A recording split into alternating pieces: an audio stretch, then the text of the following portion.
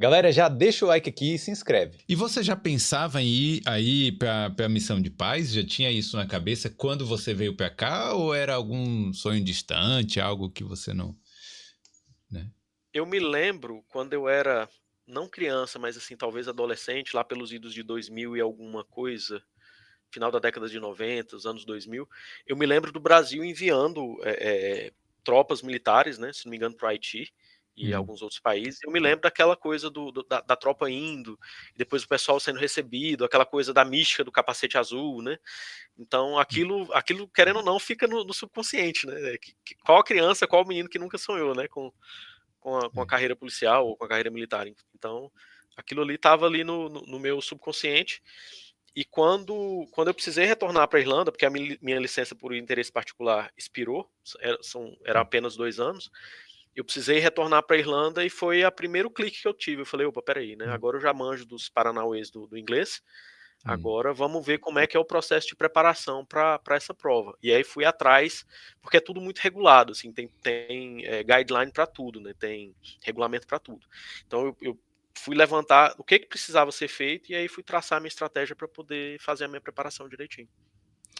É porque, assim, eu não sei como funciona, então é bom que você explique, assim, porque eu imagino que acaba sendo você está sendo cedido, né? Você continua sendo parte do Brasil, da PM, não é isso? E Isso, está exatamente. sendo cedido para a ONU para fazer um projeto específico numa região do mundo, não é isso? Estou tentando Exatamente. explicar de uma forma assim mais Mas é simples. exatamente isso. É Hum, exatamente isso. É o Brasil, a Polícia Militar do Tocantins, inclusive, muito obrigado aos meus comandantes. A Polícia Militar do Tocantins, o governo do Tocantins me coloca à disposição da ONU e a ONU me congrega como efetivo da UNPOL, que é a polícia da ONU, e aí nós temos aí missões espalhadas pelo mundo e a depender do tipo de missão, esses policiais vão fazer determinadas atividades. Aqui no Sudão do Sul, especificamente, é mais voltado para. São duas vertentes a missão tem, que é a construção da capacidade, que é mais ou menos a gente, como o país é muito novo, então a gente precisa mostrar para a polícia do Sudão do Sul, que é bem recente, como é que é feito policiamento ao redor do mundo, quais são as boas práticas, o que são direitos humanos, o que são boas práticas com relação a direitos humanos e proteção de civis. Essa é uma vertente, que é a construção da capacidade, e a outra que é a proteção de civis, que é para evitar que aconteçam os massacres como já aconteceu no passado. imagino que essa região. É porque assim, eu queria mostrar um mapa aqui, mas agora eu não vou conseguir. Mas assim, os países aí que tem aí do lado, né? Sudão, Uganda. Eu acho que o mais tranquilo é o Quênia que tem aí. Porque o É o mais resto tranquilo. é tipo muitos países assim que estão em constantes conflitos, né? É uma Exatamente. zona meio perigosa. É um hotspot com certeza, assim, tem países aqui, o Sudão, por exemplo, tá em conflito desde abril. Hum. Uganda, eu acho que não tem nenhum conflito aparente, mas sempre tem, assim, um movimento de desalojados e de pessoas vindo para cá, para o Sudão do Sul e vice-versa. Que O mais? Congo. Congo, exatamente. É. Na Somália, que é aqui perto também, também tem uma missão de paz e também tem um histórico de ações terroristas, enfim. É uma zona bem delicada, digamos assim. Agora, antes disso, voltando a falar aí do processo, é, você é o primeiro militar tocantinense, né? E eu lembro, né, das outras missões de paz, quer dizer, eu lembro do Haiti, que é o exército, né? Eles mandam o exército. E Hum, como é que faz para um PM também conseguir participar? isso. O que acontece? No Brasil, as polícias militares elas são de fato forças auxiliares do Exército. Então, ao contrário da Irlanda, a Irlanda ela tem policiais, se não me engano, eles estão desdobrados, alguns deles no Chipre. Mas Hum, se não me engano, no Chipre. Mas a Irlanda ela tem uma polícia nacional. Então, a Garda ela vai por ela mesma, ela tem os mecanismos lá de desdobramento e a Garda, ela mesma, desdobra os policiais dela. Nós, policiais brasileiros, nós somos forças auxiliares do Exército e é o Exército quem entra em contato com a ONU e determina a ah, forma como nós vamos ser avaliados e desdobrados nas missões. Entendi. Então você meio que faz uma. Ah, você participa também de uma seleção do próprio exército aí? Ou no Brasil, Exatamente, não? é o exército quem media com relação à ONU todo o nosso processo de avaliação, porque é uma prova, né? Tem uma prova de Hum. línguas, tem a prova de aptidão de direção, tem uma prova de tiro, então são essas. É, é o exército que normalmente conduz esse processo com a ajuda da ONU. E de quanto em quanto tempo tem essa prova e como é que faz para as pessoas poderem participar também? Normalmente essa prova tem pelo menos uma vez por ano, só que por algumas questões que eu não vou me atentar agora, a última que teve Hum. foi em 2021, que foi a minha. E eu não Sim. sei, eu não estou bem informado se vai haver nesse ano também. Mas normalmente é de ano em ano, e aí os policiais militares das corporações ao redor do Brasil, eles recebem a informação que vai haver o processo seletivo, e aí tem lá alguns requisitos que são exigidos, né? Tem um tempo mínimo de carreira, né? Tem a questão da proficiência na língua, enfim, tem todo uma exigência para os voluntários, porque são voluntários, ninguém é forçado a ir para a missão de paz. Hum. E aí a PM do determinado estado envia essa lista para o Exército, e aí a ONU vem e faz o processo de avaliação em conjunto com o Exército. E aí os aprovados são designados para as missões de acordo com esse critério de voluntariedade, digamos assim. Eu fui voluntário para vir para o Sudão do Sul, no caso. Então, pô, interessante aí. Eu imagino que teve também a. Eu acho que existe um fascínio também de participar, né? Deve ser bem interessante você ver certas coisas aí. Com Porque é uma certeza, experiência, né? Diferente, assim. com certeza. Existe um fator financeiro, dá Hum. uma melhorada, com certeza. O salário. Eu continuo em últimas análises, o que acontece? Eu continuo recebendo pelo Brasil e aí eu tenho um pouquinho a Um mais que a bônus. ONU quem paga. A ONU, Hum. isso, exatamente, a ONU paga um bônus pra gente. Então, existe a motivação financeira, com certeza, Sim, mas no meu caso, a minha maior motivação, primeiro é o currículo, né? É dar sim. aquela coisa assim, caramba, eu servi na missão de paz e, claro, sem deixar de mencionar a questão da ajuda humanitária também, né? Porque a gente não presta ajuda humanitária, a gente dá suporte, né? E como você bem mencionou no início da nossa conversa, o Sudão do Sul ele tem uns índices de desenvolvimento muito baixos, né? É. Então, toda ajuda a população puder receber, ela vai ser bem-vinda e a gente tenta ajudar da forma como pode também. Como é que foi aí quando você chegou aí? Porque a gente tem a visão, é que você falou. Na África, em geral, a gente já pensa assim, bom, IDH baixo e tal. Num país novo, recente, que né, de ser. Pô, acabou de ser criado praticamente. Aí você imagina que tá pior ainda, né? Como é que foi aí? Primeiro as suas expectativas e quando você pousou aí, como é que foi? Uhum. A gente lê bastante, como você fez, né? Antes da gente conversar, você vai procurar informação, vai tentar entender aonde é que você está pisando, né? Para onde que você está mirando os seus esforços. Eu fui procurar entender a história, fui procurar entender o que aconteceu para o país estar nessa situação. E você faz uma. Você cria uma expectativa na sua cabeça. E no meu caso, eu não me frustrei muito, porque o que acontece? Lá, se a gente lembrar que lá no começo da conversa eu mencionei que eu mudei para Palmas logo no início da cidade, Palmas não Sim. tinha nada. Palmas, no início da década de 90, era uma fazenda, praticamente, né? É, Quem é pioneiro da cidade vai lembrar. E eu me lembro que foi muito engraçado, porque o primeiro dia que eu coloquei o pé aqui, eu tirei uma foto na entrada da base, e a terra aqui é aquele solo avermelhado, que é muito igual sim. ao lado do Tocantins, é muito igual de Palmas. E eu tirei uma foto e falei, finalmente botei os pés do Sudão do Sul, né? Vamos ver o que nos aguarda. Aí os meus colegas mandando no privado falando assim: você é um mentiroso. Você falou que foi pra África, mas você tá aqui em Palmas. Você não foi pra África coisa nenhuma, você tá aqui em Palmas ainda.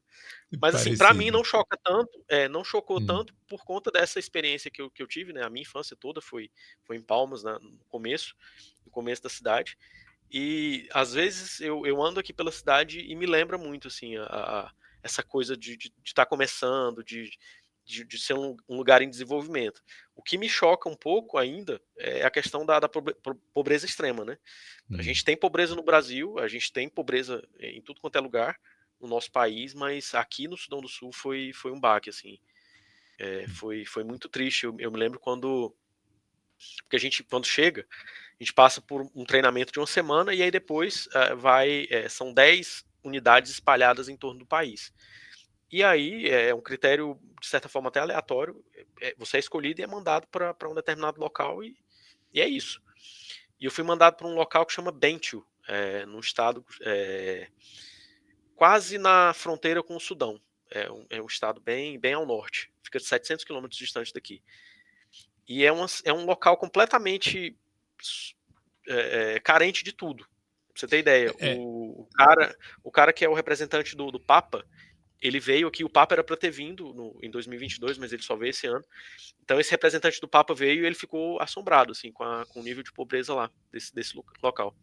Como é que foi A logística é geográfica? muito complicada. É isso que eu queria saber, porque imagino que não tem estrada. Se for 700 quilômetros aí ao norte, como é que você fisicamente fez para chegar lá? A ONU ela tem um serviço aéreo com aviões e Ah, helicópteros, porque o Sudão do Sul ele fica boa parte do território, e essa área lá de Bentiu especificamente, ele fica na parte mais baixa da bacia. Então é uma área que está alagada já tem, sei lá, 3, 4 anos seguidos. Então você só chega por ar. Em algumas localidades você só chega por ar. caramba. E fica bem As, abaixo do as, Saara, né? O país. fica na Né? África subsaariana, exatamente. É, Na ponta oposta, né? sim. Então tem que ser realmente. Subsaariana isso, mas tem que ser realmente tudo por avião mesmo. Coisa aérea aí. Pra você. Exatamente. É uma dificuldade grande porque a estação chuvosa aqui ela é muito, muito, muito dura, né? Do nada começa a chover e dura, sei lá, várias horas e vários dias, se brincar, dependendo da região. E as estradas ficam intransitáveis, assim, você não consegue. São poucas as estradas, a malha rodoviária do país é bem escassa. Quando eu digo malha rodoviária, asfáltica, né? Sim. E fica bem complicado prestar a ajuda humanitária nesse cenário, né? A parte logística fica muito difícil. E aí isso acaba influindo na forma como as pessoas vivem, porque se você não tem estrada, tudo chega pelo ar, o custo das coisas vai ser mais alto. Então, Sim. é uma das coisas que tá piorando aqui, essa questão do custo de vida, né? Que tem piorado um pouco. Quando eu cheguei, se não me engano, a libra sul-sudanesa ela custava 500 libras, era $1. Agora é 1.100 libras se você compra $1. Então, Pô, praticamente mais que dobrou o dobrou. preço. Mais que É. dobrou a cotação. E, e como é que são as coisas espalhadas aí? São pequenas vilas? Tem algumas cidades? Como é que funcionam as coisas aí, né?